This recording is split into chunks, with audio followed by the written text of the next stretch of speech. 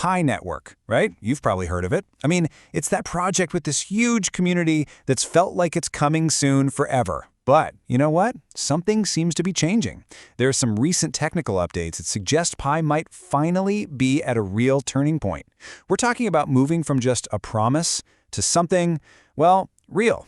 So let's get into it and break down what's actually going on. And yeah, this is the big question, isn't it? The one everyone's asking.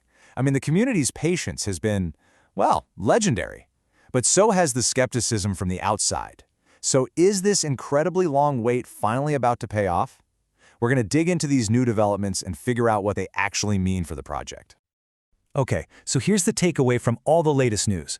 Pi Network really looks like it's shifting gears. It feels like it's finally moving out of that forever testing phase and into something new, something decisive, a stage where things could start to move and maybe move pretty fast. All right, so where do we even begin with all this? Let's start with the foundation. I mean, before anything else can happen, the network itself has to be rock solid, ready for millions and millions of users. And that means one thing, putting that infrastructure to the ultimate test. So the big thing they've been doing is called stress testing. And yeah, it's pretty much exactly what it sounds like. The engineers are literally trying to break the network on purpose. They're just throwing a ridiculous amount of data and transactions at it, everything but the kitchen sink, just to see if it can actually handle the pressure. This highway analogy is perfect, actually. Think about it. You would never, ever open a brand new highway without making sure it can handle the worst rush hour traffic, right? That's precisely what's going on here. They're creating a massive digital traffic jam to find all the problems and make sure everything runs smoothly before they let millions of people onto the network. And just so we're clear, this isn't just some routine check. It's a huge milestone. A successful stress test is proof. It proves the network can scale to millions of users. It proves it's secure against attacks, and it proves it's reliable enough for real transactions. But here's the thing. A powerful network is only half the equation. You need a reason for people to actually use it. So having that strong foundation is fantastic, but it's really just the beginning. Now we're starting to see the first signs of an actual economy being built on top of it. We're talking about real apps that could create real, genuine demand. And look, these aren't just vague ideas on a whiteboard anymore. These are real, honest-to-goodness applications that have gotten the green light to launch on the mainnet. Things like marketplaces and service platforms where people will actually use their Pi for real transactions. And this right here? This is a huge shift. It's a game changer. Because when people can use Pi to buy and sell actual stuff, you get real organic demand for the token itself. Suddenly, its value isn't just based on speculation. It's tied to actual, real-world utility. But okay, a few apps are great, but you're not going to build a whole economy on just a handful of them. You need an explosion of creativity. You need tons of apps. And that brings us to the next really smart move from the Pi team, making it ridiculously easy for pretty much anyone to build stuff for the ecosystem.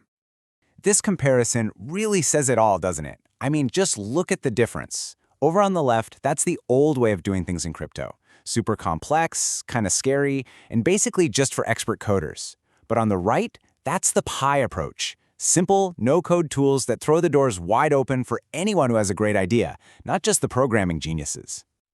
So the strategy here is really simple. It boils down to two words, speed and scale. By making it so easy to build, they're betting that a whole wave of new creators will jump in and build tons of different apps and build them fast. It's all about kickstarting the growth of the whole ecosystem from the bottom up.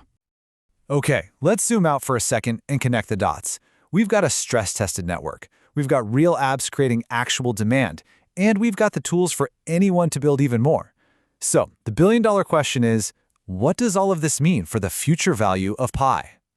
Well, if you look at how markets work, these developments are hitting on three absolutely critical drivers of token value.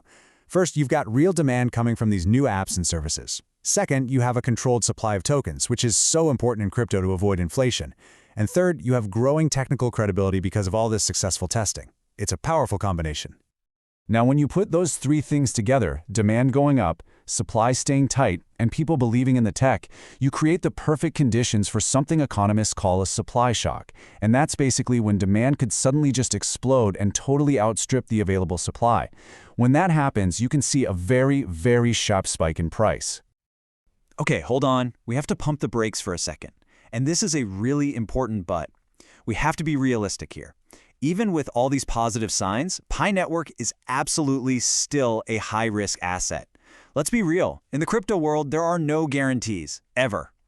And there are still some absolutely massive hurdles to clear. For one, navigating the maze of global regulations. That's a huge one.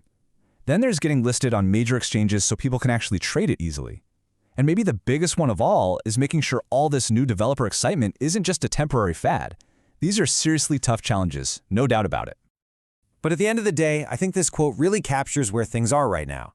The idea that the project is no longer just a concept, it is becoming an operational digital economy block by block. That's the key takeaway, right? That very real shift from being just an idea on paper to a living, breathing economy being built, piece by piece, right in front of us. And that leaves us with the final and most critical question.